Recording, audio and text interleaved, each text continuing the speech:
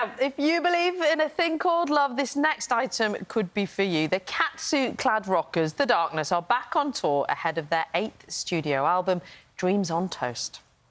No catsuits in that particular picture, I noticed. You'd have thought that after 25 years of performing on stage, there were little that could surprise lead singer Justin Hawkins. Last month, comedian Michael McIntyre proved that wasn't the case after sending him to play laser tag. Have a look.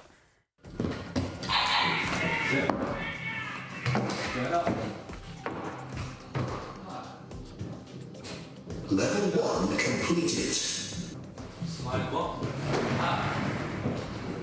Nice.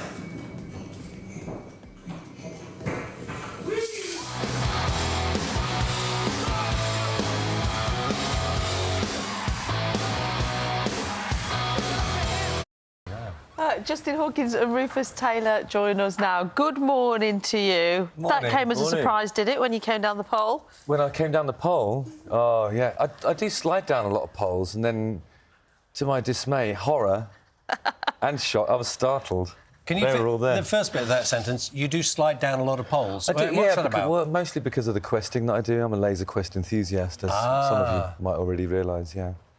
But I do a lot of solo questing just to keep my eye in, you know. I don't associate Laser Quest with poles that much. There's always a pole in the game. No, but I think usually I climb up the pole to try and shock the people at the top. It's just it's the element of surprise, you know. What a great, fun thing to do on your own. It's a great way to keep fit as well. Yeah. So, this is the tracksuit I normally wear for Laser Quest because it's dark. Yeah, smaller target. Is this something you share?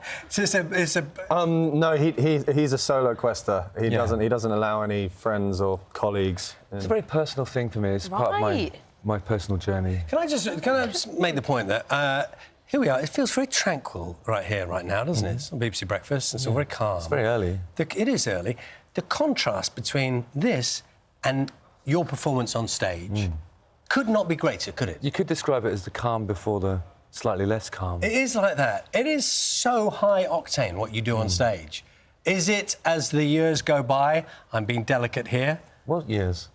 You mean decades? As the years pass, is it still there? Do you have to tap in harder to get to that place? Has it changed? No, I think as soon as you set foot on a stage, and we're on tour at the moment, by the way, so I can speak from very recent experience. As soon as you step on stage, the spirit engulfs you, and then you're just like, oh, yeah, this is it. I always say that at the beginning of your career, the persona that you have when you perform is an exaggeration of yourself, and then 25 years in, it's the other way around. So, like, your true self is the person on stage, and then everything else is a subdued version of yourself. That's really interesting. So, Rufus, describe for me, pretend Justin's not here, just about to go on stage, you know, just before the gig.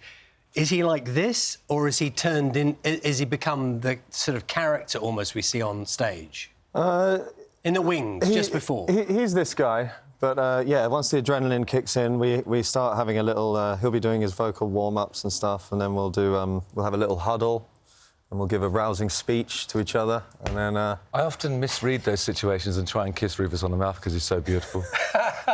And How do you deal with those lunges? You know, we're all huddled. Lunge, so by the way.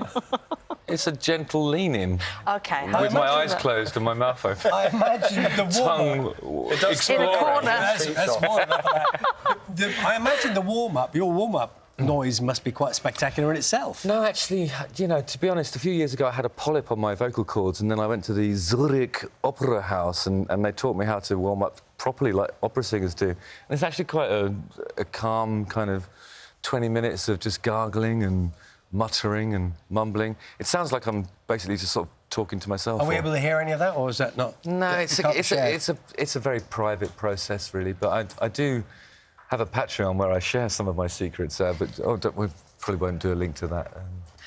But rock and roll does have to become a little bit more grown up as you get older, doesn't it, Rufus? Like, you have to look after yourself a bit better if you're going to have the stamina to carry on, I guess. Yeah, I think so.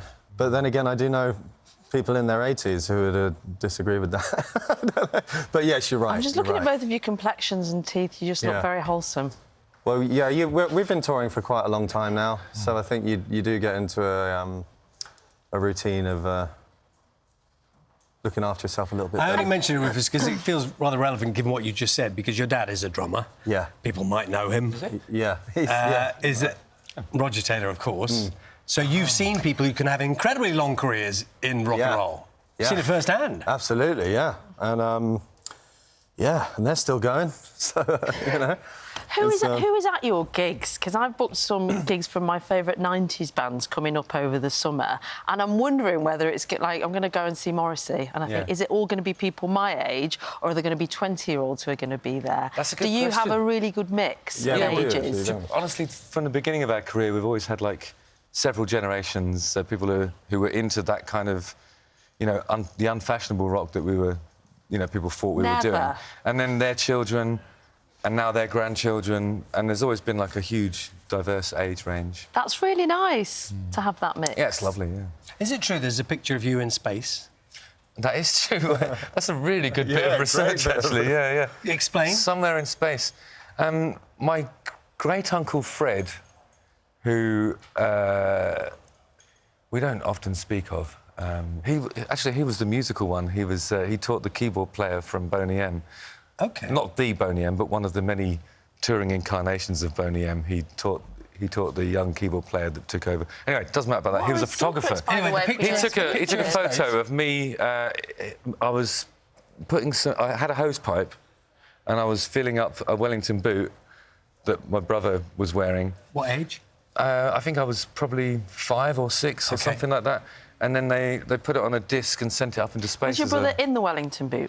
He was wearing I don't remember, to be honest, but the idea of it was so that aliens could see 80s children at play. And that would be you. Yeah. So, yeah, when the aliens see that, they'll go, that's that bloke out of the darkness and his brother, the other bloke out of the darkness, with a Wellington boot and a hose pipe. That is quite something, isn't it? Yeah. So when are you on stage next? Tonight we're playing... Tonight? Yeah, we've got to go back to Liverpool and play tonight. We're promoting our forthcoming album, Dreams on Toast, which we're really excited about. It comes out on the 28th of March, and it's got our best work on it, bar none. And Rufus has been instrumental in revitalising, you know, and rejuvenating the experience of being in the darkness and what it means to be like... Because I'm coming up to 28, as you probably know, on the 17th of March I'll be celebrating that significant birthday, and he makes me feel not a day older than 25. It's been lovely having you this morning. Thank you so much. Have a wonderful 28th birthday, and enjoy Liverpool tonight. It's always a Will brilliant you get night a power out in nap Liverpool. in between now and the gig? Unlikely, I would say. I think the adrenaline of having been on television will keep me going now, right up to the show. Oh, it's all midnight. Good.